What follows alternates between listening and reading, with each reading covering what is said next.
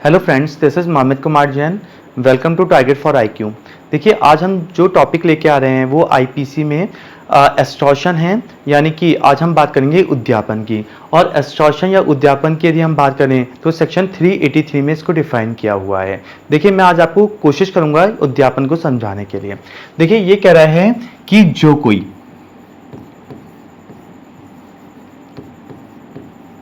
किसी व्यक्ति को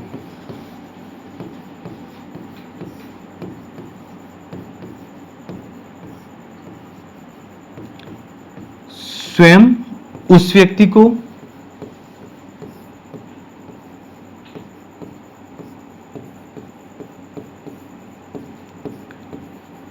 या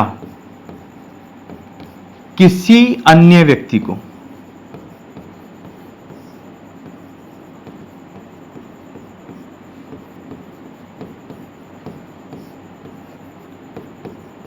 क्षति के भय में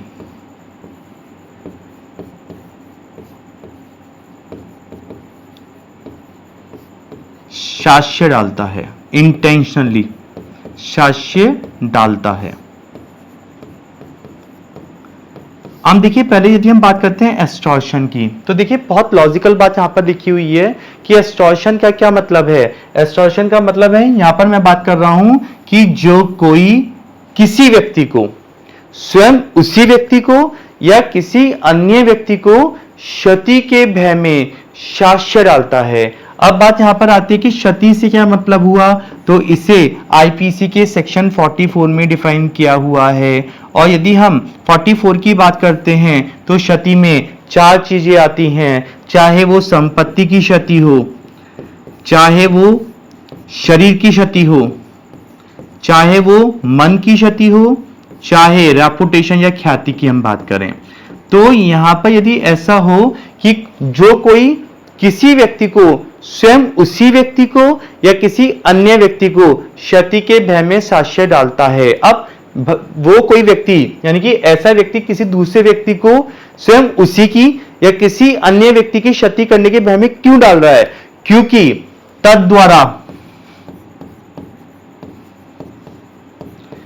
ऐसे भय में डाले गए व्यक्ति को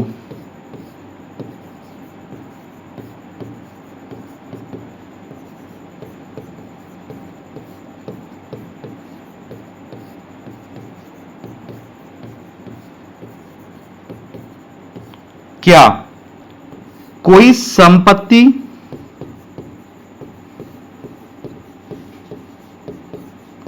या मूल्यवान प्रतिभूति, जिसे वैल्यूएबल सिक्योरिटी कहा जाता है, मूल्यवान प्रतिभूति या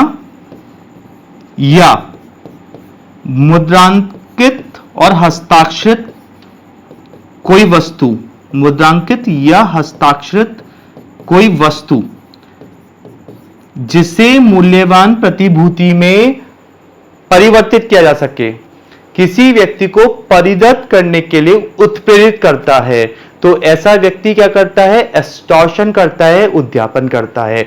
यानी कि देखिए, डेफिनेशन को देखें तो बड़ी लॉजिकल डेफिनेशन यहां पर आपको देखने को मिलती है। यानी कि सीधी सी बात है, यहां पर जो कोई का मतलब, चलिए मैं अपनी बात कर लेता हूं। यदि मैं आपको खुद आपकी क्षति करने की या आपसे हितबद्ध किसी दूसरे व्यक्ति की क्षति करने की आपको धमकी दे रहा हूं या आपको क्षति के भय में शास्य डाल रहा हूं, क्यों, ताकि ऐसे भय में डाले गए व्यक्ति को मैं उत्प्रेरित कर सकूं कि इसके बदले में या तो आप मुझे कोई संपत्ति दीजिए, कोई मूल्यवान प्रतिभूति दीजिए, या मुद्रांकित और हस्ताक्षरित कोई ऐसी वस्तु जिसे मैं मूल्यवान प्रतिभूति में कन्वर्ट कर सकूं। किसी व्यक्ति को परिदत्त करने के लिए, चाहे उसमें मैं खुद ही आता हूं, किसी व्यक्ति को परिदत्त करने के लिए उत्प्रेरित करता हूं, तो ये मैंने आपका क्या किया, ये मैंने आपका किया एक्सटॉर्शन। और देखिए, एग्जाम में जनरली ये भी पूछ लिया जाता है कि जो एक थेफ्ट होता है, चोरी, और जो एक्सटॉर्शन है, उसके बीच में डिफरेंस क्या होते हैं। तो देखिए, नॉर्मल कोर्स में देखें, कुछ जो चोरी होता है, थेफ्ट होता है, वो केवल मूवेबल प्रॉपर्टी का हो सकता है।